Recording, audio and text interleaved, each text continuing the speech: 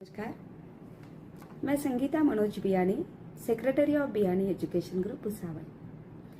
अगर हम बच्चों को समय नहीं दे पाए तो आने वाली पीढ़ी आगे बढ़ ही नहीं पाएगी। आजकल हम देख रहे हैं कि बच्चे मोबाइल का दुरुपयोग कर रहे हैं। कुछ हद तक तो इसे कारणीभूत हम ही हैं, क्योंकि हम बच्चों को समझ नहीं पा रहे हैं और समय नहीं दे पा रहे हैं। आज समय डिजिटल हो गया है।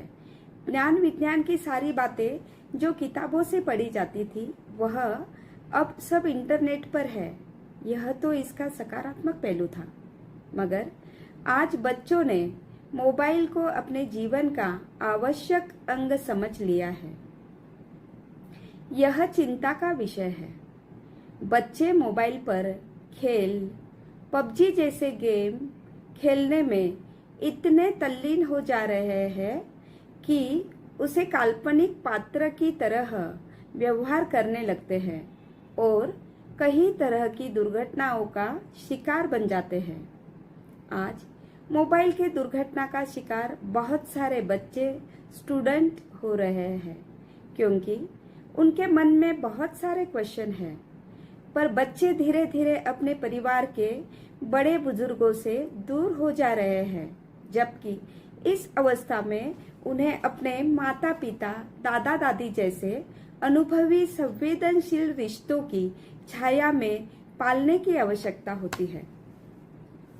अभी 2 दिन पहले ही मेरी एक सहेली का बेटा, जो समर कैंप में 15 दिन तक महीने में मेरे पास था, बहुत होशियार था, बहुत अच्छा था।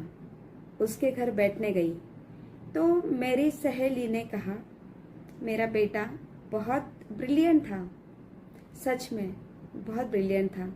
हर क्यों का जवाब उसे चाहिए होता था। टीचर्स को भी बहुत सवाल पूछता था। तो टीचर्स की कंप्लेन आई कि आपका बच्चा बहुत सवाल पूछता है, उधम मचाता है। बच्चा तो आखिर बच्चा ही है, सवाल तो पूछेगा ही।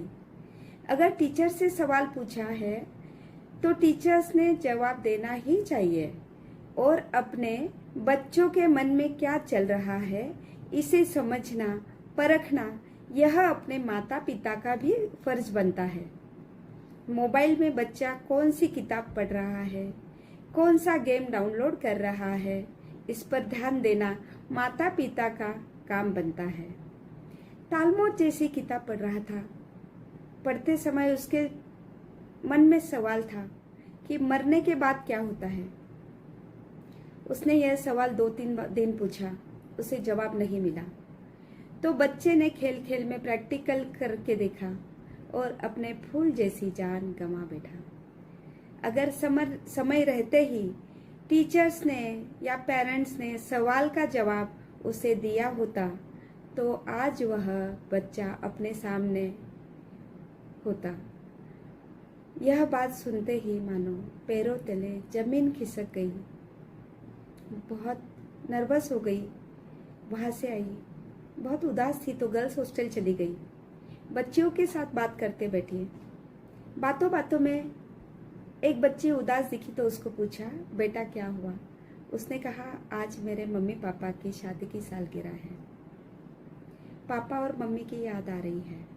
उसे पूछा गया, मैंने ही पूछा उसे कि क्यों, छुट्टियों में क्या किया? तब उसने उसका और उसके पापा का शेड्यूल बताया। सुबह से शाम तक काम करते थे। थके हारे पापा घर आते थे। उसके बाद वह अपने फोन पर बिजी हो जाते थे, मुझसे बात ही नहीं करते थे। फिर उनको अगर कोई कॉल आ जाता था तो वह फोन पे बात करते थे, पर मुझसे कभी बात नहीं करते थे। बाद में खाना खाते थे। खाना होने के बाद मोबाइल में गेम खेलते थे, इंस्टाग्राम के बहुत सारे रील देखते थे और बाद में पापा मोबाइल लेके ही सो जाते थे। मगर पापा ने मुझसे ज़्यादा बात ही नहीं की। ऐसे बोलते समय बच्ची के आंखों से आंसू निकल आए तब मुझे लगा कि पेरेंट्स को अपने बच्चे हॉस्टल से आने के बाद, स्कूल से आने के बाद, बाहर से आने के बाद कुछ परेशान दिखते हैं या हैप्पी भी है, तो भी अपने बच्चों के लाइफ में क्या चल रहा है ये देखना चाहिए। बच्चों के साथ बातें करना चाहिए, in house game, quality time spend करना चाहिए, सबसे पहला कर्तव्य है। पर इन फोन के दुनिया में बच्चों का समय छीन लिया है और एक ऐसा समय आएगा कि पेरेंट्स पछताएंगे कि काश हम बच्चों को समय दे पाते। बच्चे आखिर कच्ची मिट्टी का घड़ा है, पकने से पहले ही टूटकर बिखर जा रहे हैं। पछताने से पहले ही अपने बच्चों को समय दो। बच्चों के मन में बहुत सारे सवाल है, बहुत सारे क्वेश्चंस है, उनको आप समझो और उनको समझ में जब तक ना आवे तब तक उनके सवालों के जवाब दो, ताकि बच्चे भी खुश रहेंगे और हमारी फैमिली भी खुश रहेंगी। धन्यवाद।